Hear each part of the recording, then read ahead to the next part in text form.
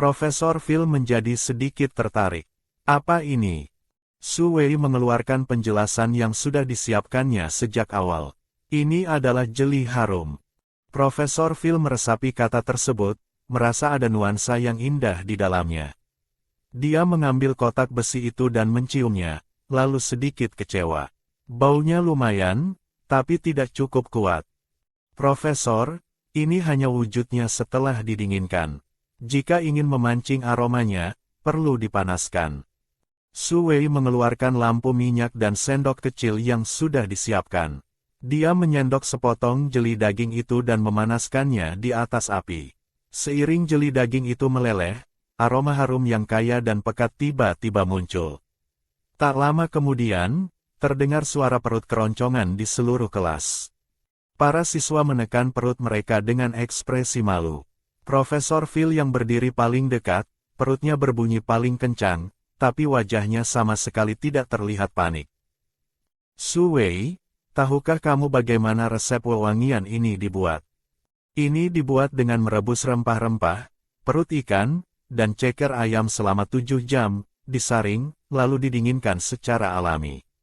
Bisa digunakan sebagai aromaterapi, juga bisa dikulum di mulut sampai lumer.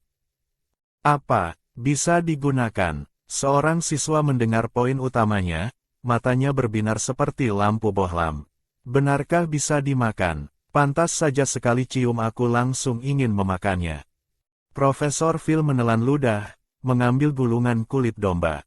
Sangat kreatif. Aku beri nilai 10. Setelah berkata begitu, dia berjalan kembali ke podium. Baiklah, kita mulai pelajaran. Pelajaran kali ini akan membahas tentang cara meracik cairan obat untuk enema, serta cara pengoperasian enema. Wajah Su Wei seketika bengong. Tunggu, kau bilang mau bahas apa? Gunakan bahan resep wewangian yang kalian buat sebagai dasar. Campurkan air kapur ke dalam kuah rempah, aduk rata, biarkan hangat. Tunggu mengendap, lalu ambil kuah lapisan atasnya. Pelayan bisa menggunakan tanduk sapi untuk meniupkannya ke dalam tubuh, atau dokter bisa menggunakan corong atau kantong air dengan selang, lalu menekannya masuk ke dalam usus. Saat rasa ingin buang air besar muncul, barulah bisa dikeluarkan. Wajah Su Wei menjadi suram, mulai memikirkan apakah keputusannya untuk tetap di sekolah ini benar atau tidak.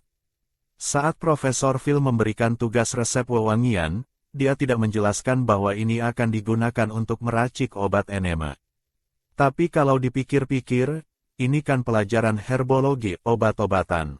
Resep wewangian yang ditugaskan di kelas obat mana mungkin untuk parfum. Pasti berhubungan dengan penyembuhan penyakit. Su Wei menatap kuah di sendoknya, merasa dia tidak akan pernah bisa makan jeli daging lagi seumur hidupnya. Tiba-tiba di sebelahnya terdengar suara perut keroncongan yang panjang dan nyaring. Suaranya begitu keras hingga Profesor Phil di depan pun mendengarnya dengan jelas.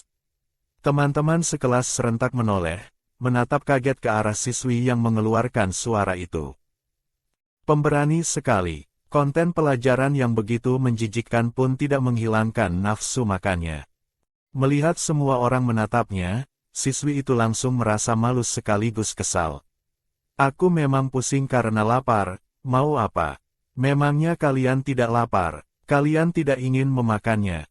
Siswi itu melontarkan 3 pertanyaan menusuk jiwa, lalu dengan nekat menatap Su Wei. Sayangku, bisakah kau membiarkanku mencicipi 1 suap jeli harummu? Aku benar-benar sudah tidak tahan. Suasana kelas menjadi sunyi senyap. Teman-teman sekelas diam-diam mengalihkan pandangan ke Su Wei. Su Wei melirik Profesor Phil, melihat dia tidak melarang, lalu mendorong kotak itu ke arah siswi tersebut. Tentu saja boleh, silakan dicicipi. Wajah siswi itu memerah padam. Sebenarnya dia menyesal begitu selesai bicara, tapi melihat Su Wei benar-benar setuju, muncul keberanian nekat dalam dirinya. Terima kasih, Su Wei. Aku janji cuma makan 1 suap. Dia tidak sabar membuka kotak itu, menyendok sepotong jeli daging, dan dengan cepat memasukkannya ke mulut. Jeli daging yang harum perlahan meleleh di mulutnya. Jeli itu tidak asin dan tidak amis, justru sangat gurih. Kadar garam di dalamnya pas sekali. Siswi itu mengunyah perlahan, ekspresi puas di wajahnya seolah sedang memakan hidangan surga. Setelah selesai makan, dia bahkan menjilat bibirnya seolah masih kurang, lalu mengembalikan kotak itu pada Su Wei. Terima kasih. Sama-sama, Su Wei tersenyum ramah. Profesor Phil juga tidak menyalahkan mereka, hanya menyuruh orang membuka jendela agar baunya hilang sebentar, lalu melanjutkan pelajaran. Siang harinya saat bubar kelas, Su Wei dipanggil seseorang di luar kelas. Su Wei, tunggu aku. Nama saya Qin Ferguson. Tadi terima kasih banyak ya. Sama-sama, itu cuma hal kecil. Qin menggeleng. Kau tidak tahu, saat itu aku sudah mulai sakit mah. Untung makan sepotong jeli harum itu, kalau tidak aku mungkin sudah pingsan kelaparan. Su Wei heran, kenapa bisa lapar sampai seperti itu? Wajah cantik Qin sedikit memerah. Belakangan ini demi menurunkan berat badan, aku terus diet ketat. Kemarin cuma makan 1 apel. Tadi pagi bangun tidur lambungku sudah tidak enak. Makanya saat mencium aroma di kelas tadi, aku tidak bisa menahan diri. Su Wei berkata dengan khawatir, diet ketat itu tidak baik untuk tubuh. Qin, badanmu sudah sangat kurus, sebenarnya tidak perlu menurunkan berat badan lagi. Tapi pinggangku masih sangat besar. Korset yang baru kubeli tidak muat. Su Wei melihat pinggangnya yang sudah kecil sampai taraf mengerikan. Pinggangmu sangat kecil, seharusnya korset itu yang terlalu kecil. Ganti saja, Qin, kalau kau selalu memakai korset terlalu ketat, tulang rusukmu akan tertekan hingga berubah bentuk dan menusuk ke dalam rongga perut. Wajah Qin memucat, benarkah semengerikan itu? Jauh lebih mengerikan dari itu. Kalau pinggang diikat terlalu kecil, nanti saat melahirkan juga akan sulit. Ibu hamil sangat mudah mengalami pendarahan hebat dan meninggal. Qin menggigil ketakutan. Sayangku, terima kasih atas peringatanmu. Aku akan pergi melepas korset ini sekarang juga. Dia mengangkat gaunnya dan berlari menuruni tangga seolah sedang balapan dengan malaikat maut. Di jendela kelas, Asina melihat pemandangan di bawah dan meremas lilin aromaterapi di tangannya hingga hancur. Asina, kenapa kau harus memusuhinya? Dia tidak menghalangimu. Apa? Tidak, dia menghalangiku. Sangat menyakitkan mata. Menyakitkan mata sampai aku ingin menyayat wajahnya itu. Dia melempar lilin yang hancur ke lantai dan menginjaknya dengan ujung sepatu. Paman, kenapa paman memberinya nilai setinggi itu? Profesor Phil berkata tak berdaya, kalau di kelas cuma kamu seorang yang dapat nilai sempurna, orang lain akan iri padamu. Biarkan saja mereka iri, sekumpulan orang rendahan, kenapa harus peduli perasaan mereka? Asina, ini bukan kerajaan Yate. Nada bicara Profesor Phil halus. Dia hanyalah putri kerajaan Yate. Raja Yate tidak menguasai seluruh benua barat. Rakyat negara lain tidak akan takut pada kekuasaannya. Asina paham maksud tersiratnya, tapi dia tetap meremehkan. Biarpun ini bukan Yate, membunuh mereka bagiku semudah membalikkan telapak tangan. Profesor Phil merasa pusing. Jangan sedikit-sedikit bicara begitu. Kau tahu Akademi Sihir Syria melarang pertikaian internal. Paman, orang harus pandai beradaptasi.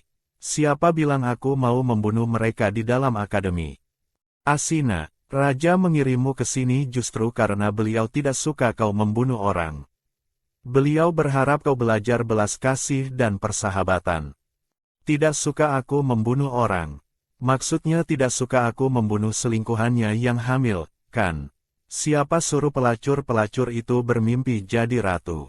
Aku cuma mengeluarkan bajingan kecil dari perut mereka.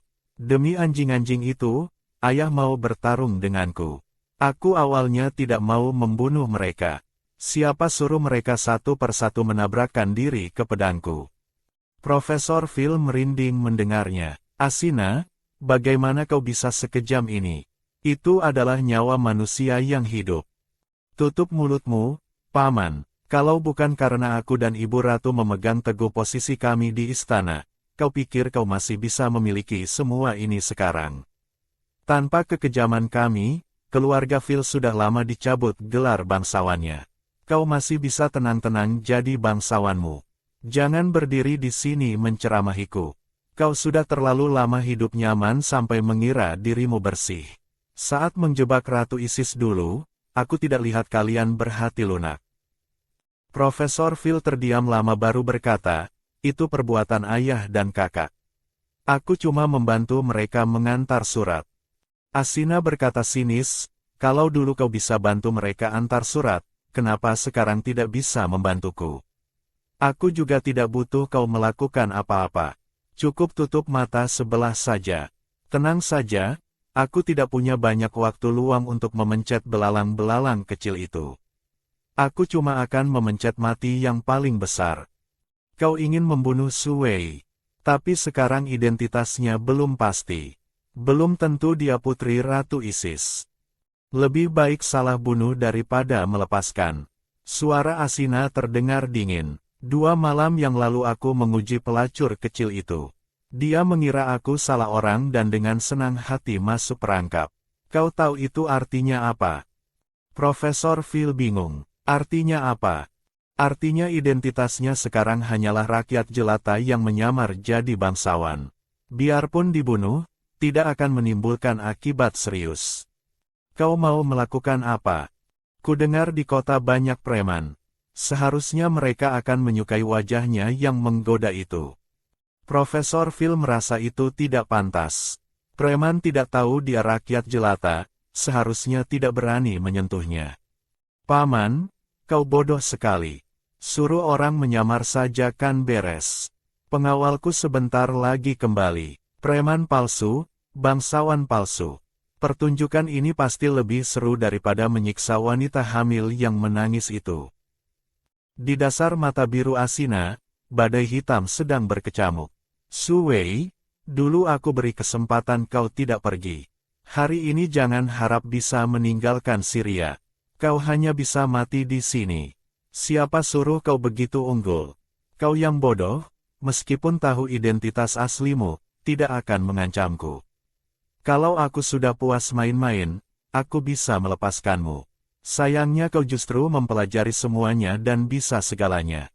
Kalau sampai para menteri pendiri negara di ibu kota yang mendambakan pewaris berambut hitam itu tahu, mana ada jalan hidup lagi untukku dan Ibu Ratu.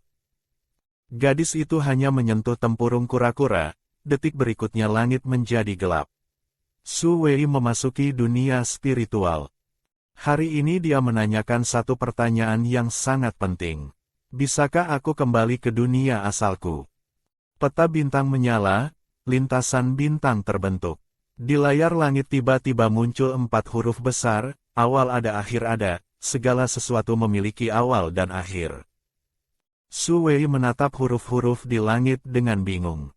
Kali ini malah langsung keluar tulisan. Tapi apa artinya, awal ada akhir ada? Su Wei menyimpan dulu kalimat ini dan mulai menanyakan pertanyaan kedua. Bagaimana caranya agar aku bisa kembali ke dunia asalku? Tulisan di layar langit menghilang.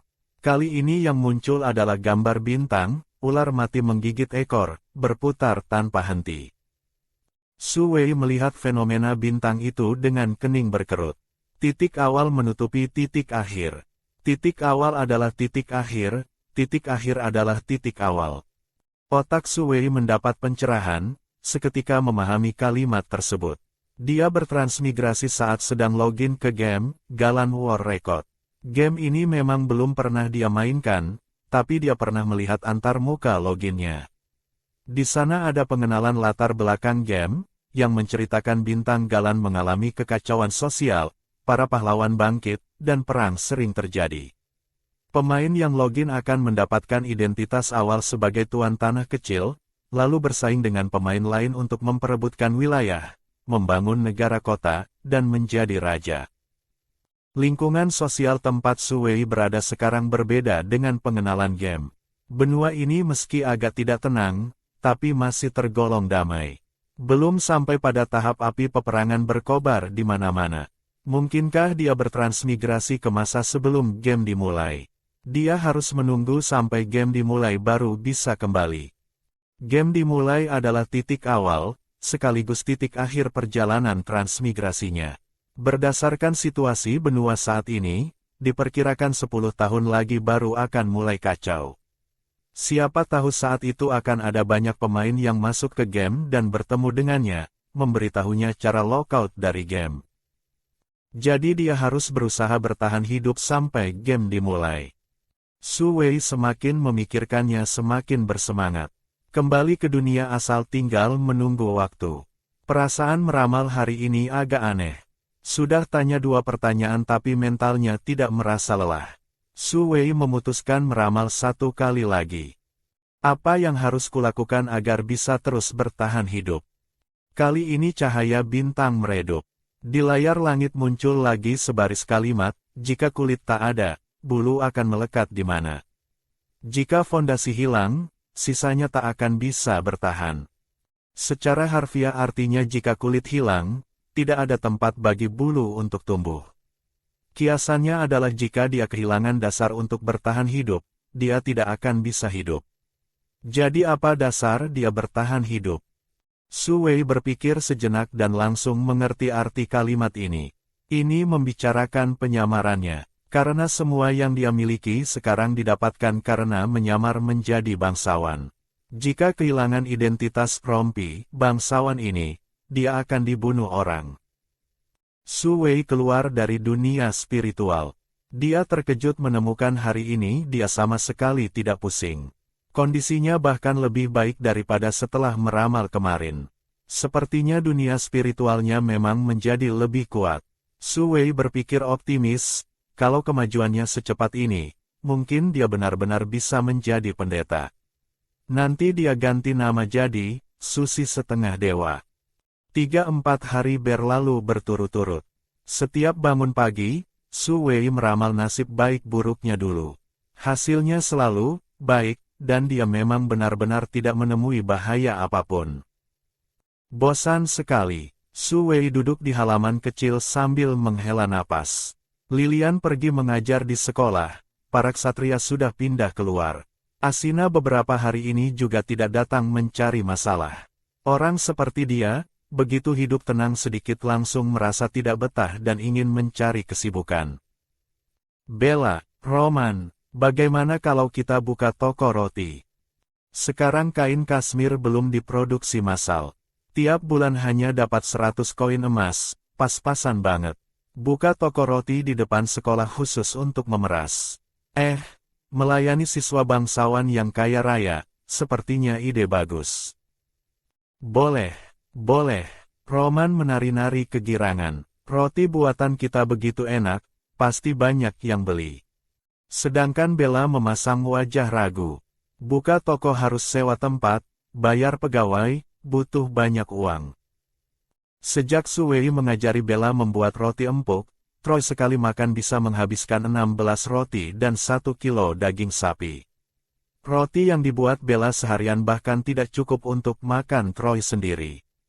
Setelah Su Wei tahu, dia mengangkat Bella jadi kepala pelayan, dan menyuruhnya mencari 4 pelayan wanita untuk membantunya. Setelah jadi kepala pelayan, Bella jadi sangat khawatir dengan kondisi keuangan keluarga. Pengeluaran rumah tangga terlalu besar. Tiap hari biaya makan saja butuh 2 koin emas. Tuannya juga menghamburkan uang seperti air. Dia sama sekali tidak bisa mengaturnya. Seperti sekarang, Su Wei langsung memutuskan sendiri tanpa bisa dibantah. Troy, ayo kita ke jalan akademi lihat ruko.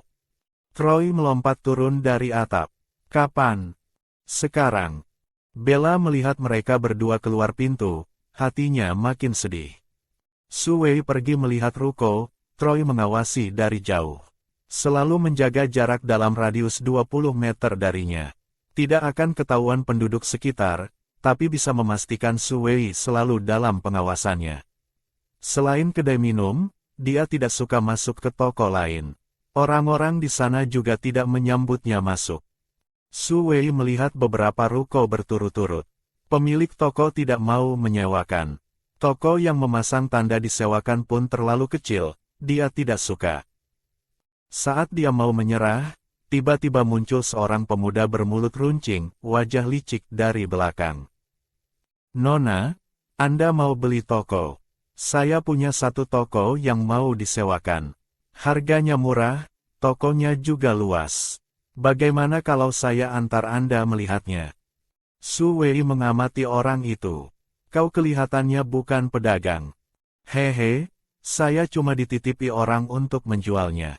Ruko 2 lantai menghadap jalan, cuma 1 koin emas. Keluarga itu mau pindah rumah, jadi buru-buru mau dilepas. Su Wei melirik Freud yang mengikutinya tak jauh dari sana. Baiklah kalau begitu, antarkan aku melihatnya. Siap, ikut saya, Nona. Saya antar lewat jalan pintas, dekat kok dari sini. Pria bermulut runcing itu berjalan sambil memimpin jalan, membawa Su Wei berbelok ke jalan kecil yang sepi. Di dalam akademi Syria, Vina menatap wanita di depannya dengan tidak senang. Asina, kau masih mau memanfaatkanku. Kau pikir aku bodoh? Aku jamin kali ini bukan memanfaatkan. Aku cuma mau mengajakmu nonton pertunjukan bagus. Kau kan benci Su Wei. Dia sebentar lagi tamat riwayatnya. Kau benar-benar tidak mau melihatnya. Vina menatapnya dengan waspada. Atas dasar apa aku harus mempercayaimu? Asina tersenyum seperti ular cantik.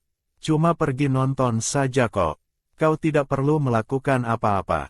Bagaimana bisa dimanfaatkan? Aku tahu sebelumnya menyuruhmu melawannya agak menyulitkanmu. Jadi hari ini aku sendiri yang turun tangan, sekalian membalaskan dendammu. Dia memaki-makimu begitu parah, kau tidak ingin mengejeknya balik. Dia mendekat ke telinga Vina dan berbisik, kau tidak ingin melihat pelacur itu bajunya dirobek-robek oleh preman. Mata Vina berkilat, kau serius? Tentu saja serius. Aku juga sudah mencari sekumpulan pengemis tua dan jelek. Kita suruh mereka main-main dengannya. Oke, aku ikut. Mata Vina berputar licik. Panggil beberapa orang lagi, kita pergi sama-sama. Su Wei mengikuti pria itu, jalannya makin lama makin sepi. Saat sampai di persimpangan, pria bermulut runcing itu tiba-tiba mempercepat langkah, berbelok masuk ke lorong samping dan menghilang. Su Wei mengangkat gaunnya dan mengejar beberapa langkah, tapi tersesat di gang yang bercabang-cabang. Tiba-tiba di lorong yang sempit dan panjang terdengar suara langkah kaki aneh. Seperti ada orang menyeret sepatu sambil menggesek dinding berjalan mendekat. Su Wei berbalik dan melihat seorang pria kekar yang mabuk berat berjalan sempoyongan masuk ke gang. Bajunya kotor seperti usus sapi, dipakai asal-asalan. Bulu dada dan pusarnya terekspos. Sepertinya melihat Su Wei, arah kaki pria itu berubah menuju ke arahnya. Coba kulihat, ternyata di sini ada si cantik kecil. Sepasang mata mesum menatap Su Wei, seperti serigala lapar melihat mangsa. Su Wei melihat sekeliling, tidak ada orang lain. Tatapannya kembali ke pria kekar itu. Siapa yang mengirimmu, Asina atau Vina? Cegukan, kau bicara apa? Pria kekar itu bersendawa bau asam, menggaruk dadanya dengan wajah bingung. Preman asli tidak akan sebersih kau. Su Wei mengerutkan kening, menatap dadanya. Badanmu tidak ada kutu, bulu dadamu juga tidak menggumpal.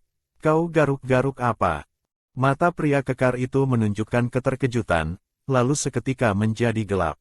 Biarpun kau tahu, memangnya bisa apa? Kau sudah jatuh ke tanganku. Wajahnya menyunggingkan senyum kejam dan haus darah. Dia membanting botol anggur hingga pecah. Sayang sekali kau menyinggung orang yang tidak boleh disinggung. Kalau tidak, dengan kecantikan sepertimu, aku masih bisa main beberapa kali lagi. Benar-benar rezeki buat para bajingan itu. Botol anggur pecah, cairan merah cerah mengalir keluar. Udara dipenuhi aroma manis yang membusuk. Su Wei segera mengeluarkan sapu tangan menutup hidung dan mulutnya. Troy! Bersamaan dengan teriakan Su Wei, pria kekar itu terlempar. Troy muncul di depan Su Wei, memeluknya dengan satu tangan dan melompat ke atas atap. Sisakan nyawanya untuk interogasi. Baik. Troy melompat masuk ke gang, menggunakan kain pendek yang dibasahi arak dari kantong minumnya untuk menutup hidung dan mulut. Pria kekar itu bangun kesakitan, dengan cepat menarik cambuk kulit dari pinggangnya. "Siapa kau?" Dia melihat rune angin di gagang pedang Troy, hatinya terkejut. "Bukankah putri bilang Su Wei cuma rakyat jelata? Kenapa di sisi rakyat jelata ada seorang pendekar sihir?" Troy memegang pedang, berjalan mendekatinya selangkah demi selangkah. "Kau tidak perlu tahu asalku. Katakan, siapa yang mengirimmu?" Pria kekar itu gemetar. "Aku tidak boleh membocorkan identitas Tuan." Su Wei berdiri di atas atap, memberi perintah dengan dingin. "Troy, kalau dia tidak bicara, bunuh saja." Vina yang ada di balik tembok mendengar suara dari gang, menoleh dengan kecewa.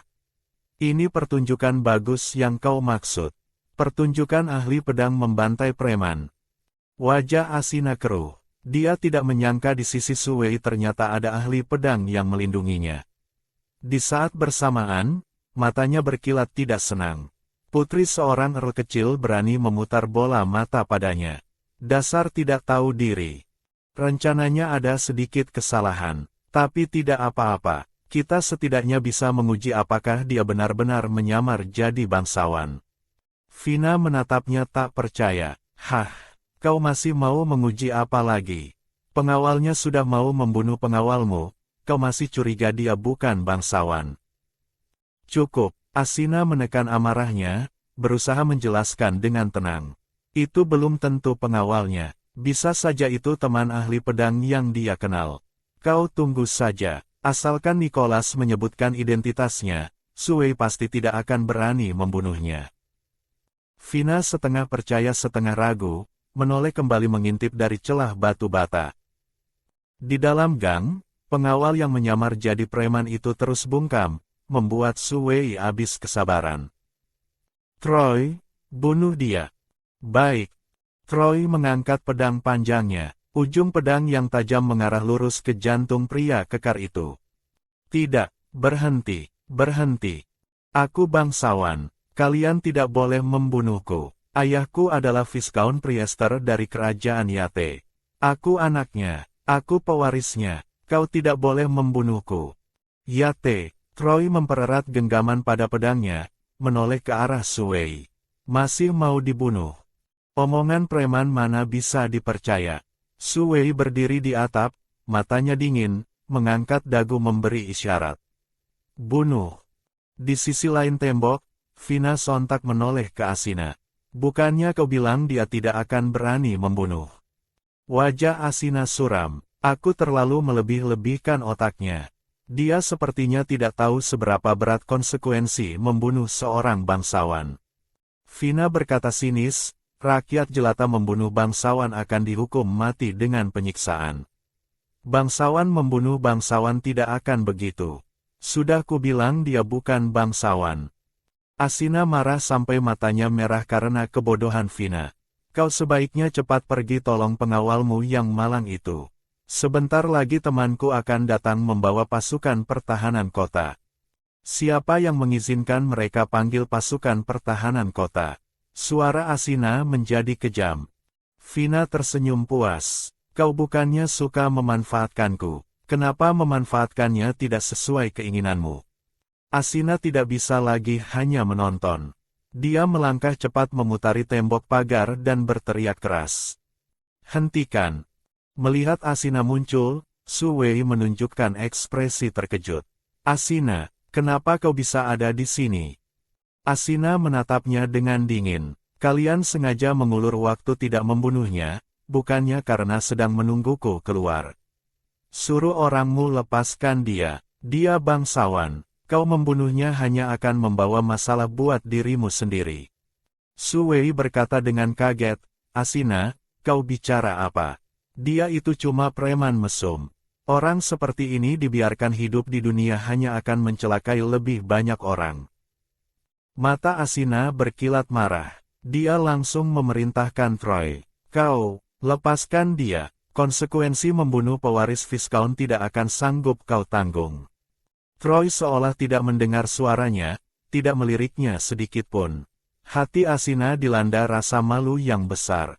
Dia menatap Su Wei dengan penuh kebencian. Bodoh, kalau kau membunuhnya, kau akan dihukum mati dengan penyiksaan paling kejam. Rakyat jelata membunuh bangsawan dianggap sama dengan dosa penistaan dewa. Penista dewa akan diarak keliling kota, ususnya ditarik keluar, dan dibakar hidup-hidup. Kau tidak takut, kalau tidak mau mati, lepaskan dia. Asina sekarang benar-benar ingin menyelamatkan Nicholas. Dia putra satu-satunya Viscount Priester. Kalau dia mati, Viscount Priester pasti akan gila. Su Wei menggeleng sambil tersenyum. Asina, kau benar-benar sudah gila. Aku bukan rakyat jelata, dia juga bukan bangsawan. Membunuh preman yang mencoba melecehkanku, mana mungkin ada dosanya. Troy, lakukan. Su Wei, beraninya kau. Tangan Troy bergerak, pedang turun. Sebuah kepala dengan mata melotot menggelinding ke tanah, lalu ditendang olehnya hingga terlempar ke depan Asina. Asina menjerit histeris karena kaget. Jeritannya memancing kerumunan besar orang. Vina berdiri dengan wajah pucat di mulut gang. Di belakangnya mengikuti segerombolan nona bangsawan yang juga berwajah pucat. Sepasukan prajurit pertahanan kota menerobos dari belakang mereka, mengepung kedua ujung gang. Pemimpin pasukan yang berjenggot lebat melangkah masuk ke lingkaran. Apa yang terjadi? Siapa yang membunuh orang? Asina masih syok berat. Vina langsung menunjuk Su Wei di atas atap. Dia yang menyuruh pengawalnya membunuh. Si jenggot mendongak menatap Su Wei. Nona, bisakah Anda jelaskan kenapa Anda melakukan ini? Tentu saja bisa. Su Wei mengulurkan tangan ke bawah. Troy, bawa aku turun. Troy melompat membawa Su Wei turun. Si jenggot melihat kemampuan Troy dan membelalakkan mata kaget. Su Wei menutupi wajahnya dengan sapu tangan. Tuan tentara, Hicks, maafkan saya terlalu takut, makanya saya menyuruh pengawal saya membunuhnya. Bulu matanya bergetar seperti kupu-kupu yang jatuh. Jari-jari yang memegang sapu tangan sedikit memutih karena ditekan. Terlihat sangat menyedihkan dan rapuh seperti kristal yang mudah pecah. Suara si jenggot seketika melembut. Anda jangan takut, selama ada kami di sini, tidak ada yang bisa menyakiti Anda. Bisakah Anda ceritakan apa yang baru saja Anda alami? Prajurit jenggot memasang wajah penuh keadilan. Silakan katakan, kami adalah penegak hukum yang adil, akan memberikan keadilan untuk Anda. Su Wei menurunkan sapu tangan, menunjukkan senyum penuh rasa terima kasih. Terima kasih, Tuan Tentara. Ada kata-kata Anda, saya jadi tenang. Begini ceritanya, tadi saya salah masuk ke gang ini dan tersesat. Ternyata saya bertemu preman mesum. Pengawal saya datang tepat waktu dan ingin menghentikannya. Tak disangka dia malah mengeluarkan botol arak aneh. Itu loh, di sana.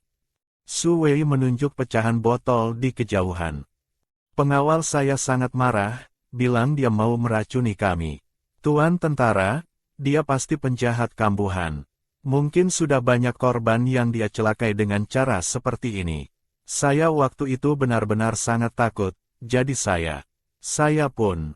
Saya mengerti, sangat mengerti. Suara si jenggot melembut. Orang jahat seperti ini memang pantas dibunuh. Anda sudah melakukan hal yang benar. Namun dia tidak menelan mentah-mentah ucapan Su Wei begitu saja. Dia menyuruh bawahannya memeriksa botol arak itu. Prajurit bawahan berlari kembali melapor dengan wajah ngeri. Lapor komandan, itu adalah anggur yang dicampur darah sucubus. Efek obatnya sangat kuat. Si jenggot mendengarnya dan menatap Su Wei dengan simpati. Nona, tebakan Anda benar. Orang ini menggunakan racun kotor. Dia pasti penjahat kambuhan. Melihat kecantikan Anda, dia berniat jahat pada Anda. Anda tenang saja. Anda dan pengawal Anda tidak hanya tidak bersalah, tapi justru pantas menerima penghargaan dari kota Syria.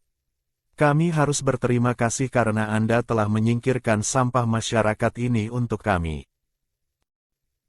Su Wei tersenyum sambil menangis.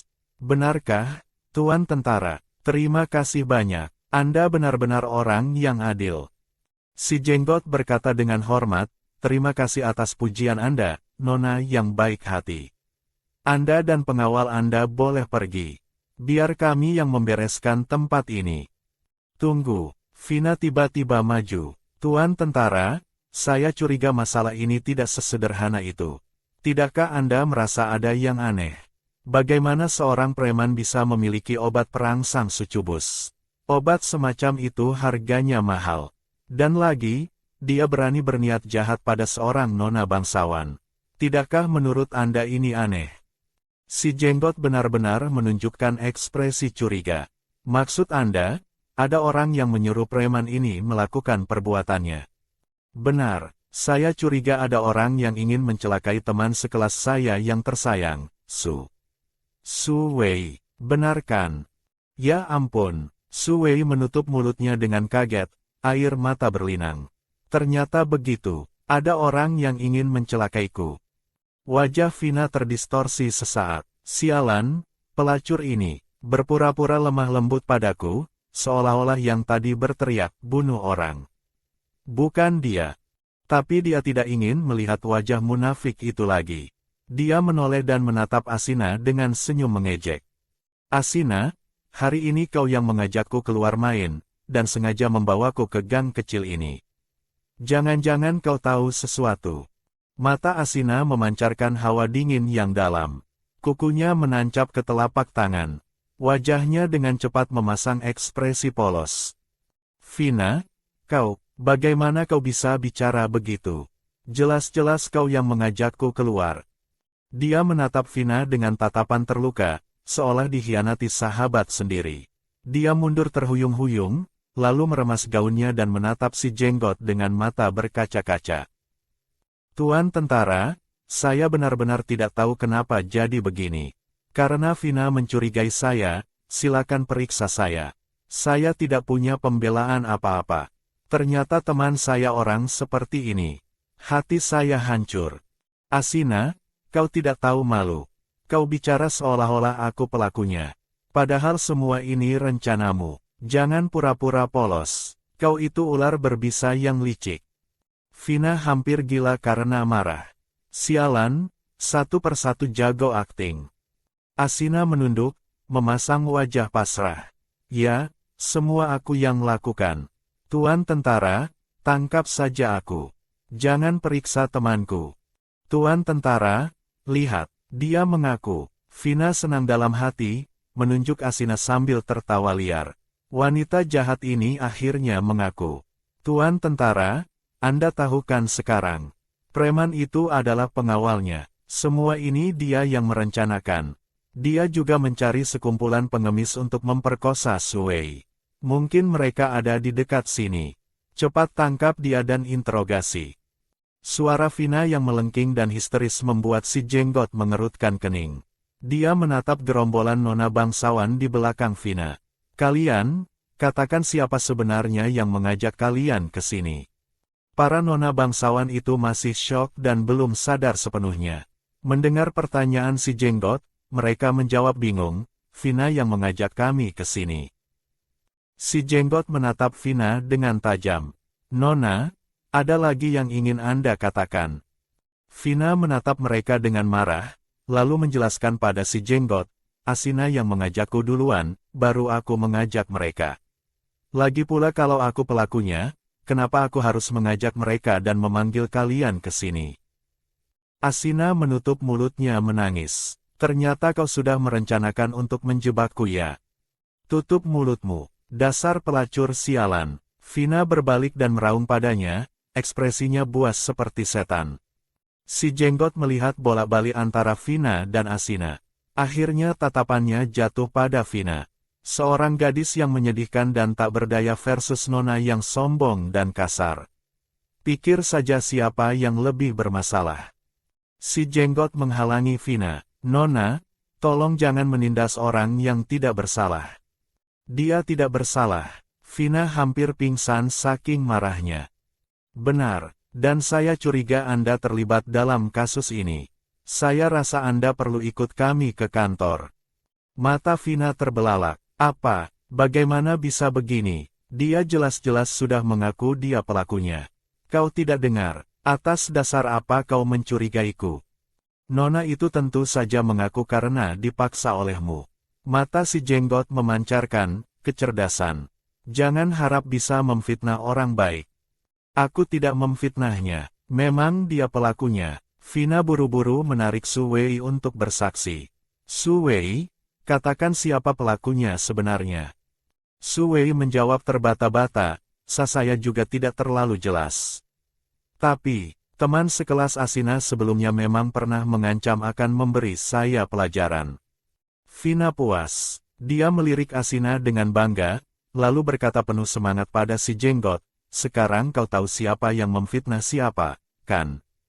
Anjing yang menggigit tidak menggonggong. Aku orang baik, dia yang jahat. Dan lagi, kau bisa cari pengemis di sekitar sini. Pasti bisa tanya siapa dalang sebenarnya dari mulut mereka. Si jenggot mengerutkan kening berpikir sejenak, lalu menyuruh bawahannya mencari pengemis di sekitar situ seperti kata Vina. Kemudian dia menatap Asina. Nona yang malang, apakah Anda yang melakukannya? Asina menghapus air matanya dan mengangkat kepala. Tuan tentara, benar-benar bukan saya. Saya bersedia bersumpah pada Dewi Cinta. Dewi Freya yang agung, penguasa cinta dan kesuburan, yang penuh welas asih. Jika saya melakukan kejahatan ini, tolong turunkan hukuman ilahi pada saya. Vina tersenyum dingin. Jangan pikir aku tidak tahu akal-akalanmu. Dewa yang tinggi di atas sana tidak akan mengurus hal sepele begini. Sumpahmu tidak ada gunanya, kecuali Dewi Cinta benar-benar menurunkan mukjizat padamu. Namun begitu dia selesai bicara, tubuh Asina memancarkan cahaya putih suci. Di dahinya juga menyala tanda berbentuk angsa. Itu tanda berkat Dewi. Para nona bangsawan berseru kaget. Ya Tuhan, aku melihat mukjizat Dewi Cinta. Si jenggot sangat terguncang. Dia langsung mengumumkan, nona ini tidak bersalah. Tidak mungkin, jelas-jelas dia berbohong. Kenapa bisa begini? Jelas-jelas dia pelakunya. Si jenggot langsung membantah, mukjizat tidak bisa bohong. Fakta sudah membuktikan dia tidak bersalah. Vina menggelengkan kepala terus-menerus. Tidak mungkin, benar-benar tidak mungkin. Tiba-tiba dia teringat sesuatu dan langsung menunjuk tanda di dahi Asina.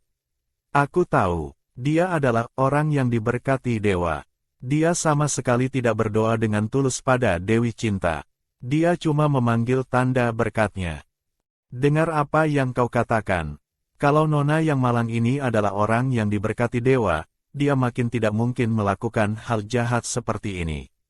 Orang yang dicintai dewa mana mungkin orang jahat. Para nona bangsawan di belakang juga ikut menimpali. Benar, orang yang diberkati dewa itu 1:10.000. Mereka adalah jiwa paling murni yang dipilih langsung oleh dewa.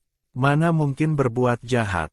Di tengah perdebatan itu, prajurit yang mencari orang kembali. Lapor komandan, tidak ditemukan jejak pengemis di sekitar sini. Bagaimana mungkin? Vina sontak menatap Asina. Kau menipuku. Mata Asina menunjukkan ejekan. Dia sama sekali tidak mencari pengemis. Semakin banyak orang semakin kacau. Dia bilang begitu cuma untuk memancing Vina datang. Kalau ketahuan, dia bisa menjadikan Vina kambing hitam. Sekarang terbukti keputusannya dulu sangat bijaksana. Si jenggot sudah tidak percaya lagi ucapan Vina. Dia melambaikan tangan pada bawahannya. Ayo, bawa nona pembohong ini kembali ke penjara. Tidak, bukan aku pelakunya. Kalian tidak boleh membawaku. Vina meronta sekuat tenaga. Aku tidak mau pergi. Aku tidak mau pergi. Kalian tahu siapa aku. Lepaskan aku. Tuan tentara, tolong lepaskan dia. Si jenggot menoleh bingung. Anda minta saya melepaskannya. Benar, Su Wei mengangguk. Dia berkata dengan lembut dan tegas. Saya percaya Vina bukan orang seperti itu. Dan lagi, meskipun dia pelakunya, saya tidak terluka. Masalah ini sudahi sampai di sini saja. Saya tidak akan menuntutnya. Dia menatap si jenggot dengan senyuman, matanya penuh toleransi dan kebaikan, seperti santai yang memancarkan cahaya hangat. Dewa berkata, mengampuni orang lain berarti mengampuni diri sendiri. Tuan tentara, tolong berikan Vina kesempatan untuk bertobat. Si jenggot tak tahan untuk memuji, Anda benar-benar bangsawan yang mulia. Kepribadian Anda bersinar secantik wajah Anda. Meskipun saya tidak tahu dewa mana yang mengatakan, mengampuni orang lain berarti mengampuni diri sendiri, tapi terdengar seperti ucapan dewa yang pengasih dan agung. Si jenggot melepaskan Vina, dan menyuruh prajurit mengangkut mayat preman itu. Asina menatap mayat yang terpisah kepala dan badannya itu. Kebencian di hatinya menghantam dada seperti ombak ganas. Matanya menatap suram ke arah Su Wei dan Vina. Troy, ayo kita pergi. Su Wei memanggil dan berjalan keluar gang. Tunggu, Vina tiba-tiba memanggilnya. Dendam kita impas. Dan juga, jangan harap aku akan berterima kasih padamu. Silakan pergi. Su Wei mengangguk, lalu pergi bersama Troy. Setelah jauh dari gang, Troy bertanya bingung, Su Wei, kenapa kau melepaskan mereka? Tentu saja karena aku ini bangsawan palsu, tidak boleh berkonfrontasi langsung dengan mereka. Su Wei melirik Troy, tentu saja karena aku ingin memberi mereka kesempatan bertobat. Kan barusan sudah kubilang. Itu kan cuma omonganmu untuk membodohi mereka. Wah, ketahuan juga ya. Su Wei menatap Troy dengan tertarik. Kalau begitu aku tanya kau. Kenapa reaksimu aneh sekali saat dengar preman itu bilang dia orang Yate, dan saat melihat Asina? Aneh di mana? Kau juga tahu reaksimu salah, takut ku tebak ya. Troy tidak bicara. Matanya di balik topeng tampak suram tak terbaca. Kau tidak mau bilang ya sudah. Aku juga tidak mau tahu. Su Wei dengan santai menanyakan hal lain. Orang yang diberkati dewa itu sebenarnya apa sih? Troy menatapnya aneh. Kau benar-benar orang dunia ini. Su Wei menghentikan langkah. Kenapa tanya begitu? Karena hal yang semua orang tahu, kau selalu tidak tahu. Seperti penonton. Dia sering merasa saat Su Wei bersama orang lain, ada semacam ketidakcocokan. Seolah dia terpisah dari dunia ini, terkadang jiwanya seperti melayang keluar mengamati sekeliling. Su Wei benar-benar kaget, tapi dia cepat bereaksi dan bercanda, ketahuan ya. Aku memang bukan orang dunia ini. Aku adalah dewa dari langit yang turun ke dunia untuk menyelamatkan kalian. Mata hijau transparan Troy menatapnya. Telinganya tiba-tiba mendengar detak jantungnya sendiri yang kencang. Su Wei pulang ke sekolah lebih awal hari ini. Dia mau ke perpustakaan. Pemilik asli tubuh selalu tinggal di desa nelayan, pengetahuan dan kontaknya dengan dunia sangat sempit. Seperti hari ini, istilah orang yang diberkati dewa, saja dia tidak tahu. Demi menghindari kejadian serupa di masa depan, dia bertekad membaca semua buku agama. Setelah membalik-balik buku, akhirnya dia tahu apa itu orang yang diberkati dewa. Orang yang diberkati dewa adalah penganut yang mendapat perlindungan dewa. Iman penganut jenis ini pada dewa sangat murni. Mereka adalah juru bicara dewa di dunia manusia. Karena itu disebut juga, keluarga dewa. Dewa akan memberikan tanda pada orang yang dipilihnya, menandakan ini adalah orang pilihannya. Dia akan melindungi orang ini secara diam-diam dan menganugerahkan kemampuan luar biasa. Jumlah orang yang diberkati dewa sangat sedikit, satu dari puluhan ribu orang baru lahir satu. Dan kebanyakan adalah bangsawan, di kalangan rakyat jelata hampir tidak ada. Buku itu menganggap bangsawan adalah keturunan dewa, karena itu memiliki jiwa yang lebih murni dan kuat, sehingga disukai dewa. Sedangkan rakyat jelata adalah keturunan orang berdosa. Jiwa mereka suram tak bercahaya, penuh debu, serta serakah, bodoh, kasar, dan dungu. Karena itu dewa tidak suka memilih keluarga di antara mereka. Namun ada satu jenis dewa yang suka mencari rakyat jelata, yaitu dewa jahat. Menurut catatan buku, bintang Galan memiliki ribuan dewa besar dan kecil. Tapi yang sering disebut orang hanya puluhan. Misalnya Dewa Laut yang disembah di desa pemilik asli tubuh, Dewi Cinta yang disembah Asina, serta Dewa Matahari, Dewa Bulan, Dewa Petir, Dewa Api, Del. Dewa-dewa ini secara kolektif disebut Dewa Cahaya, Dewa Benar. Vatikan adalah kuil Dewa Cahaya. Di dalamnya, Dewa Matahari dan Dewa Bulan adalah dewa tertinggi.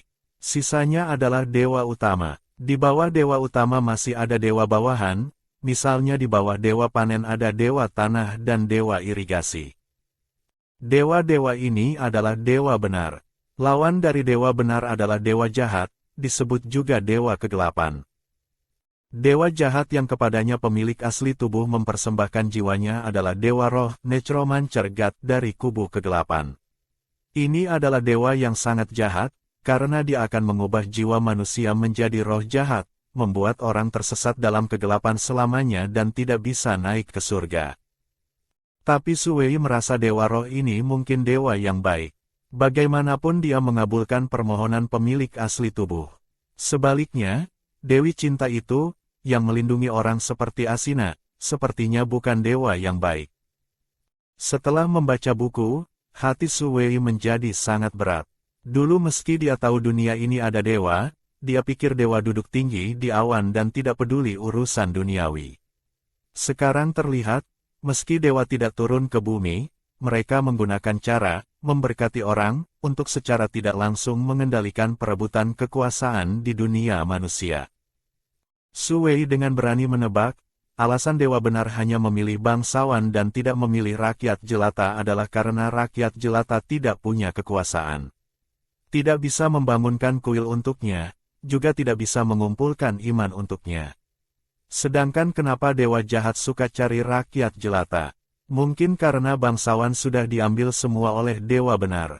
Mereka tidak dapat semangka, terpaksa memungut wijen. Suwei dengan sedih menyadari bahwa dirinya adalah wijen itu. Dia begitu unggul, ternyata tidak ada dewa yang memberkatinya. Mata mereka benar-benar rabun. Suwei menutup buku, baru mau mengembalikannya ke rak, tiba-tiba punggungnya terasa sakit yang menusuk. Seperti ditusuk ratusan jarum, sakitnya sampai dia hampir berguling ke kolong meja. Setelah sakit cukup lama, baru dia bisa menegakkan pinggang. Dia meraba punggungnya, tidak ada apa-apa, benar-benar tidak ada apa-apa. Hati Suwei mencelos, gawat, jangan-jangan karena dia menjelek-jelekkan para dewa dalam hati, dia kena hukuman ilahi. Dia segera mengembalikan buku ke rak dan buru-buru meninggalkan perpustakaan, kembali ke asramanya di Taman Mawar. Dia menutup rapat pintu dan jendela, menutup tirai, lalu menyalakan lampu minyak di meja. Setelah melakukan semua itu, Suwei perlahan melepas baju atasnya. Membelakangi lampu minyak, dia menoleh melihat ke cermin. Di dalam cermin tembaga yang suram, nyala api bergoyang, dan menyinari sebuah totem hitam yang misterius. Gadis itu tidak pernah menato tubuhnya, tapi di punggungnya muncul pola rumit yang padat. Pupil mata Suwei mengecil. Ini tanda orang yang diberkati dewa. Kabar baiknya, dia juga dipilih oleh dewa. Kabar buruknya, yang memilihnya adalah dewa jahat. Tapi kapan dewa jahat memilihnya? Suwei tiba-tiba teringat satu hal. Yaitu ucapan Troy saat datang menemuinya malam itu dalam ingatan pemilik asli tubuh. Persembahkan jiwamu pada kegelapan, panggil nama Dewa Roh, mohon responnya, dia akan membantumu melewati bencana ini. Ucapan Troy waktu itu terlalu yakin, seolah dia tahu pemilik asli tubuh pasti bisa mendapatkan bantuan Dewa Roh. Padahal mereka tidak saling kenal. Kenapa Troy datang mengatakan hal-hal itu pada pemilik asli tubuh? Apa dia tidak takut pemilik asli tubuh melaporkan mereka ke kuil demi meringankan hukuman? Kecuali, pemilik asli tubuh saat itu sudah memiliki tanda ini di tubuhnya, dan ketahuan oleh Troy. Suwei berpikir sambil memakai kembali bajunya. Sekarang alasan untuk dibunuh orang bertambah satu lagi, pemuja dewa jahat.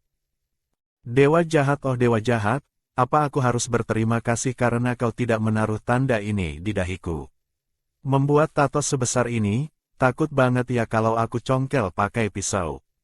Su Wei penuh keluhan, kesannya terhadap Dewa Roh ini jatuh ke titik terendah. Hari demi hari berlalu, cuaca di Syria makin hari makin dingin. Toko roti Su Wei di Jalan Akademi akhirnya buka juga.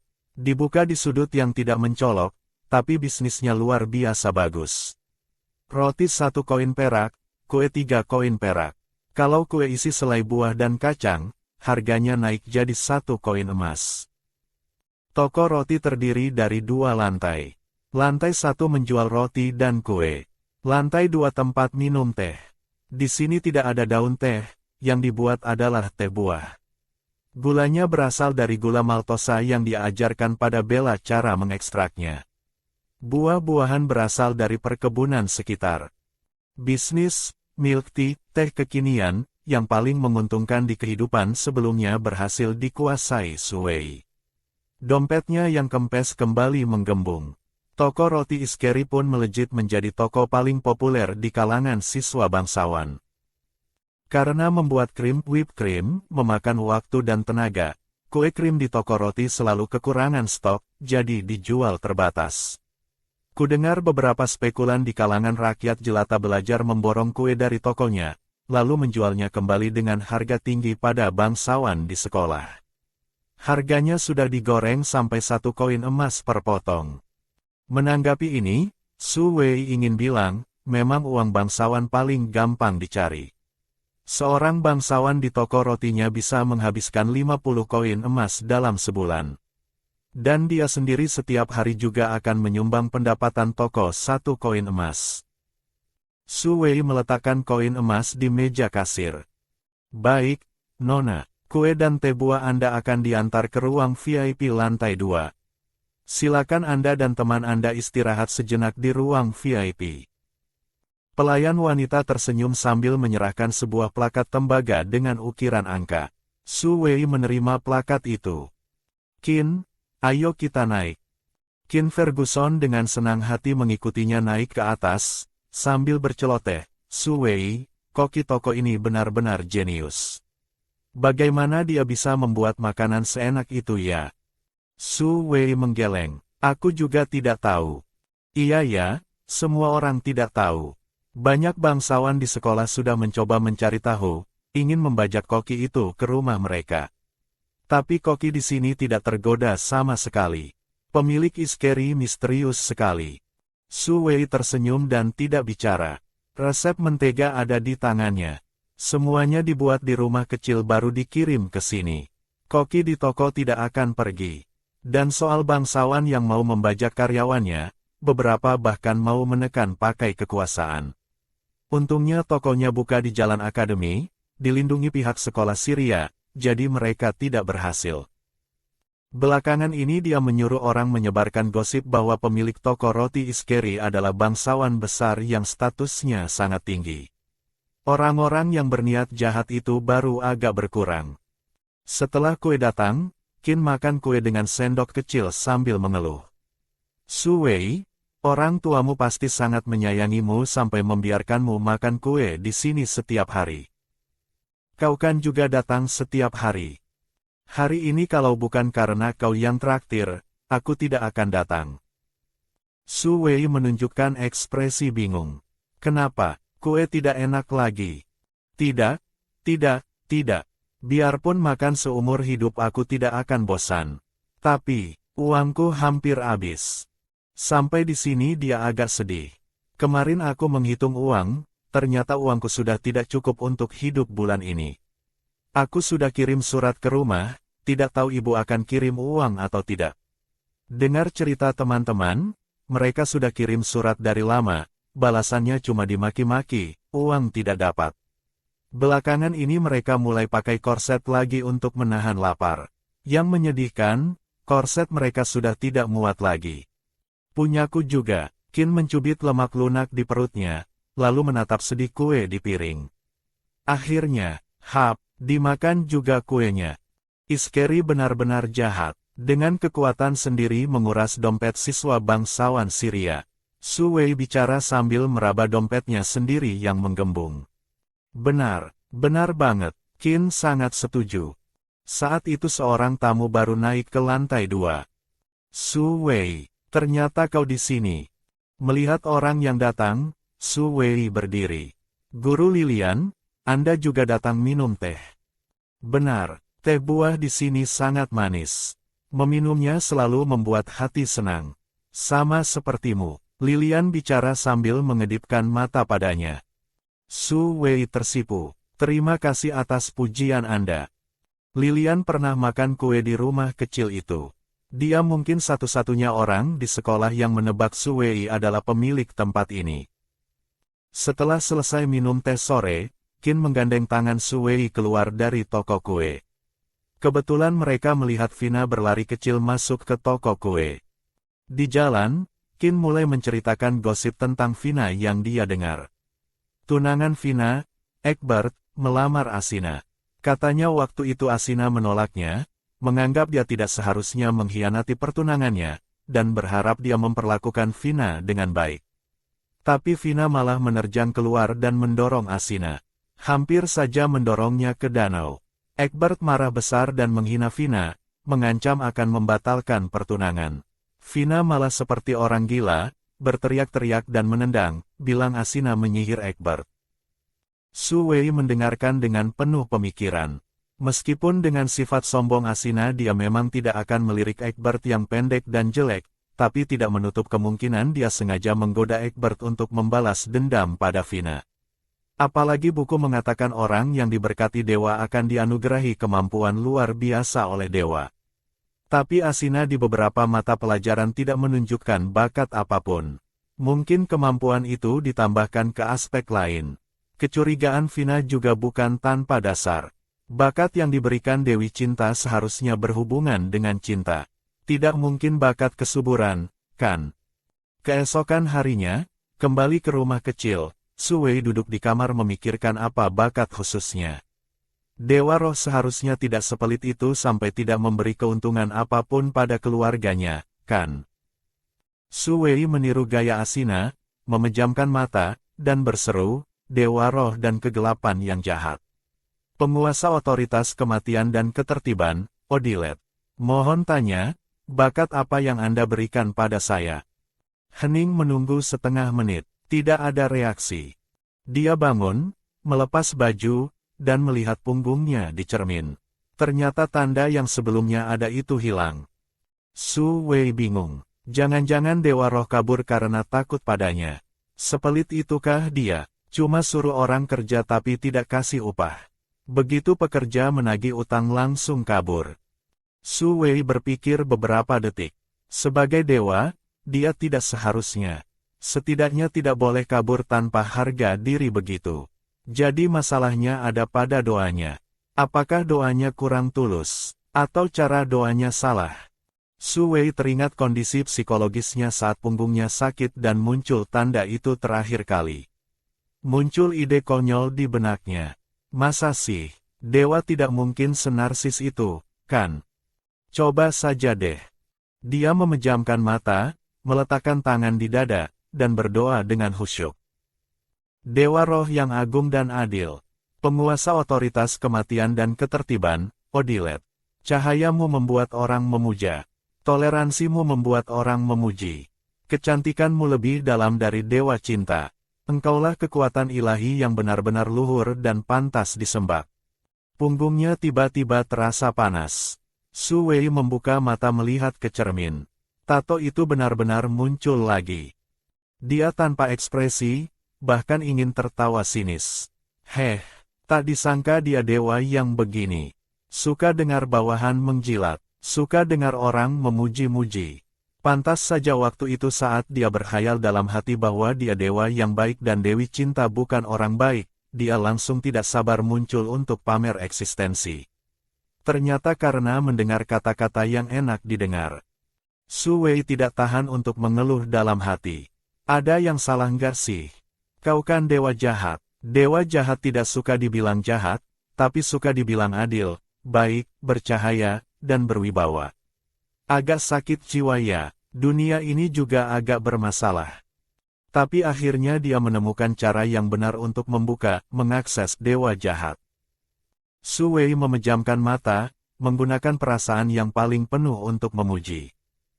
Dewa Roh Odilet yang agung. Anda begitu adil, pengasih, baik, dan lembut. Anda lebih baik dari semua dewa. Lebih mencintai rakyat dan penganut Anda dibanding mereka semua. Saya adalah keluarga Anda yang paling setia, Su Wei. Mohon berikan saya kekuatan. Begitu Su Wei selesai bicara, punggungnya terasa panas. Diikuti rasa gatal yang luar biasa. Di bagian tulang belikatnya seolah ada sesuatu yang mau keluar. Dia membuka mata melihat ke cermin. Di tulang belikat kiri dan kanannya, garis-garis hitam itu menggeliat seperti air mendidih. Di bawah kulit tiba-tiba menonjol benjolan, seolah hendak merobek kulitnya. Rasa sakit yang luar biasa menyebar dari punggung ke seluruh tubuh. Tulang di seluruh tubuhnya mulai berdenyut sakit, seolah dihancurkan paksa lalu disusun ulang. Sakitnya sampai dia terhuyung dan jatuh ke lantai. Su Wei mencengkeram celah ubin lantai, menggigit gerahamnya kuat-kuat, tidak berani berteriak agar tidak memancing orang di lantai bawah. Bagus, bagus sekali. Memang dasar dewa jahat. Memberi anugerah saja seseram ini. Apa dia mau mengubahnya jadi monster? Su Wei sangat menyesal. Sudah tahu dewa jahat itu jahat, kenapa masih berani berdoa minta keuntungan padanya? Tulang di punggungnya berderak-derak, mengeluarkan suara yang ngilu. Su Wei gemetar kesakitan. Entah berapa lama berlalu, tiba-tiba rasa sakit itu hilang. Digantikan oleh rasa ringan yang belum pernah dirasakan sebelumnya. Di punggungnya sepertinya ada sesuatu yang menembus keluar. Dengan satu pikiran, benda itu mengepak dan menegak, membawanya melayang di atas lantai. Jantung Su Wei berdegup kencang. Di cermin, di belakang tubuhnya muncul sepasang sayap hitam raksasa. Setelah dibentangkan panjangnya sekitar 3 meter. Kemampuan yang sangat praktis untuk melarikan diri. Harapan masa kecilnya menjadi kenyataan. Dia tidak perlu iri pada Griffin tunggangan Troy lagi. Tunggangan bisa terbang mana sekeren diri sendiri bisa terbang. Tapi sayap hitam apa tidak akan langsung dicurigai sebagai berhubungan dengan dewa jahat. Baru saja Su Wei berpikir begitu, dia menemukan warna sayap di punggungnya berubah. Bukan hanya sayapnya berubah jadi putih, bahkan rambutnya juga berubah menjadi putih. Putih seperti malaikat kecil.